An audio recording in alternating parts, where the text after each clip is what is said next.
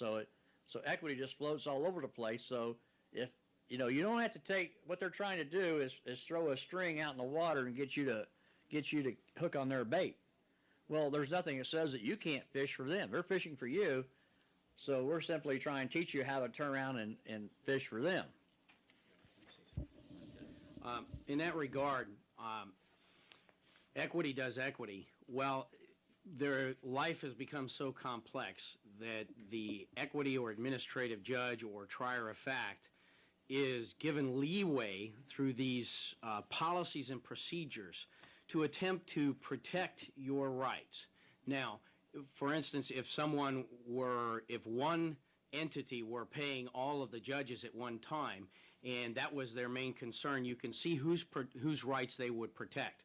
So just keep that in mind, that it started out as a good thing because it was going to give the administrative judge a way to get business done. And you know what happens when people say, let's get the business done? They take shortcuts. So it's kind of a shortcut around all the old hard principles. All right, on page 5, at E, in the center of the page, with the advent in the 30s and 40s of the explosion of administrative agencies, more and more people have been lured into surrender their sustained rights for equitable rights in order to get their piece of the government pie. Now, I have seen over the years a number of people studying and reading and trying to hold common law courts. Then they get charged with something, because usually in the common law courts, these people are led to, and couldn't have been passed or had any effect if it had not been for equity. And so every time you're drug into any of these, you're under equity. Now, in December's issue of the Dispatch, we're going to go into the 16th, the 17th Amendments in the Federal Reserve Bank. So we're not going to get into those now. But let's drop on down here, which all this led into is March the 9th, 1933 emergency. So being under equity in the federal system, it brought us into an emergency-type banking situation, which, because the bankers got out of hand and they created the Depression. That's pure and simple, and they even brag about it in some of their letters and correspondence that they actually created a Depression. So why? They could get more stipulations passed and have more control over the people of the United States of America.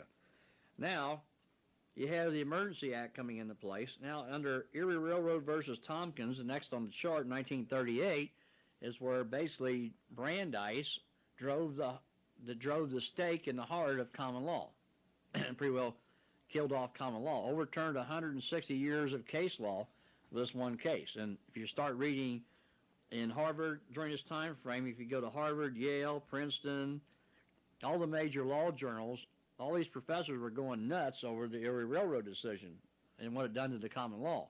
Well, it replaced the common law. It took over and actually replaced the common law. So then, after that then, you had all these administrative agencies being created by the New Deal program, right and left, and the Supreme Court started knocking some of them out as being unconstitutional, and Roosevelt came in with his court packing program where he wanted to have 9 justices on the Supreme Court. Or no, how many? 18 justices, I'm sorry, 18 justices put on the Supreme Court to override this, and he wanted to be able to determine who all of those were going to be. So if that would have took, we can't even imagine, I can't even begin to fathom the shape our country would be in today if that would have happened. It would be unreal. And so anyway, your administrative law started actually is actually before 1938, but 1938, basically they started off with the administrative law because they stole our gold. They took our gold standards away. And then in 68, they took the silver away. So that's why I put from 38 to 68. It took that long, 30 years, to institute the administrative law process. With all your administrative agencies now are all operate under the administrative law process. So when you go to court, or if you go to any type of a hearing with an administrative agency, don't even raise any constitutional issues, because this is strictly administrative equity. Everything they send to you is based on administrative equity. It's a perfiction, as we talked about in past issues of the Dispatch. It's nothing more than a fiction of law that they send to you, a fictitious presentment, if you wish to, which if not rebutted and stands. Why? Because of the equity. The equity is the kicker here. Now, let's see, Larry, we've decoded a few thousand IMFs, and what's one of the more prevalent things that we do not see posted to the IMF as far as the IRS procedures are concerned? The 494. 494 is a notice of deficiency, and the rules are in that master file transcript. If it's not in that transcript, it doesn't exist. That is the file. And so without the 494, they can't proceed. And that 494 also gives you the legitimacy then to go ahead and ask for a due process hearing. They don't want that. They do everything they can to avoid that. They don't want the hearing. So in the IMF process, we see the administrative equity, what they're putting in or not putting in, and trying to deceive people on the IMF file itself or the BMF file. Yes, absolutely. And they put in codes that just don't count. They're saying something totally different. They never show you this information. It's all in code.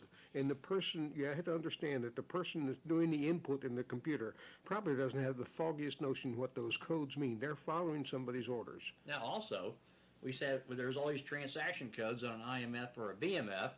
Now, under these transaction codes, there's a document locator number for each one. That's right. And now, when somebody sends off and asks for that specific document locator number, most of the time, what's the response come back? The response usually comes back, there's no document that represents that request. Okay, now why is that on the IMF or the BMF and there's no document? Because they had to destroy it to get rid of the evidence. Yes. Okay? Yeah, because it hangs them. Yes. Every single time. That's exactly, because what that IMF does, it starts to reveal the fraud in the record. And when you get that IMF, you get it decoded, and you send it back to them, you're documenting their fraud in your record that they're maintaining. So anyway, the IMF process, when they input things into the IMF process at the IRS Service Center, wherever they do it at, that is actually administrative equity at work. And so why is this transaction code and this document locator number on this IMF or BMF if there's no documents there? Now, that is a golden letter. When you get that letter back, come back and say there are no documents responsive to your request, a lot of times that's what we're looking for. And some of the people who we do decoding for, they say, well, why do you have me send for this if you know there's not going to be any documents responsive to our request? Well, we don't always know that for sure, but now you're documenting. So now if they cannot bring that into evidence that they've done something, and where's the documentation to back up what they did, there's no substantiation for what they did. Is that right? That's absolutely correct. In other words, when they make these charges, and based on the IMF, and they bring you a civil action against you or some kind of an action on you, if they don't have that, if they can't back it up, it's presumed to be good, but when they can't back it up, when you challenge it and they can't back it up, it's now exculpatory. Yeah, and they made a presumption. They made a presumption, yes. Yes, a fictitious presumption. Yes. And they could just put they put that transaction code and that document locator number on your IMF, and there was never the documents ever created in the first place. It wasn't there. That's why they cannot produce them. That's right. Yes, and in that regard, like Larry said, the government is entitled to the presumption of correctness. Now, the question is, how far does the correctness go back? If they do decide to bring an action against you, typically what they will do is have someone an IRS agent, go and extract information from that integrated data retrieval system, which is supposed to be your IMF. Once they get that, they sign that and certify that, and they will go to court to testify, or to whatever meeting to testify. They are only testifying to their act of extracting that information. However, you have a right to that other underlying information, the source documents like Richard was talking about, which input that information in there. And in some cases, they have gone back to try to prosecute people 10, even 12 years back. And what they did was they went in, put the information in the computer, into a file record, which only exists for 3 weeks, printed out what they needed, and then took that to court, and the file was then done away with, removed from the computer. Okay, so what we're trying to get across to you here is you have a right to go back through the whole audit trail. Now you wonder why did these people do this way? Well, up until 1998, Congress never took their oversight seriously. Once they passed the Restructuring and Reform Act, they told the IRS, look, you people operate in this equity system.